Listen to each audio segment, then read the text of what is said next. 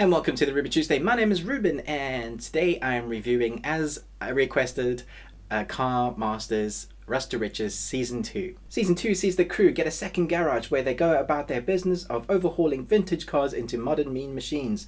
This time the numbers for trade are well over 6 figures. So this is one of those series that I didn't think I would be into, and for some reason it just clicked with me, and I loved watching in Season 1 these cars get overhauled.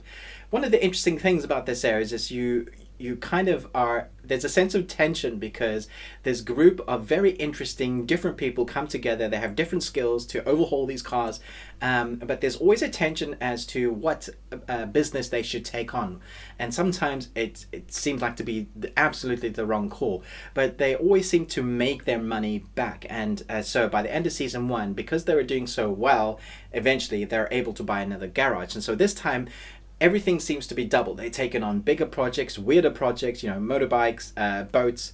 And there are a few projects that I thought, this is tough, this is going to put them under. But fortunately, it seems to work for them.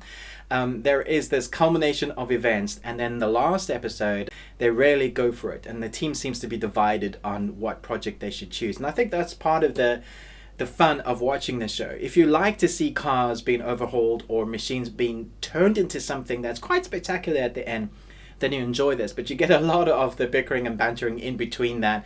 Obviously they've got to pad out the series, and you get a lot of odd choices to make the series more entertaining. Netflix obviously picked this up for a second season, so it's an original now. I do wonder whether this will get a third season, but it seems to be having a bigger audience. Every time I hear people talking about it, I'm amazed, because I didn't even know this was one that I'd be interested into. I love the look of the machines at the end. There's something very satisfying about seeing a broken down thing being turned into something quite magnificent. I find it very hard to give it away, but they have to make their money back.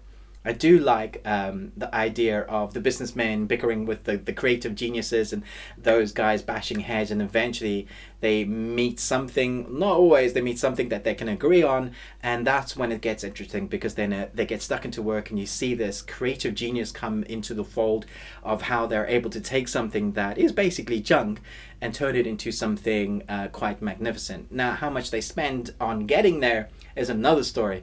So you always wonder, how on earth are they going to make their money back on this project? This seems like a stupid idea. And whether they get there, I'll leave you to discover that. I think I would have made a few other choices, but it's actually quite a lot of fun. And if you need something to binge, just sit back. You don't have to think about it. You can just enjoy it. Eat your lunch, have a conversation, and come back to it. It will still be there, and you can still catch on what's going on. You don't miss anything because it is quite padded. But it's still a lot of fun. I'm going to give this series a B. Thanks so much for watching this review. Let me know in the comments below if you're a fan of this series. Will you be watching Season 2, or have you already watched it all? But most of all, until next time, remember, live long Tuesday.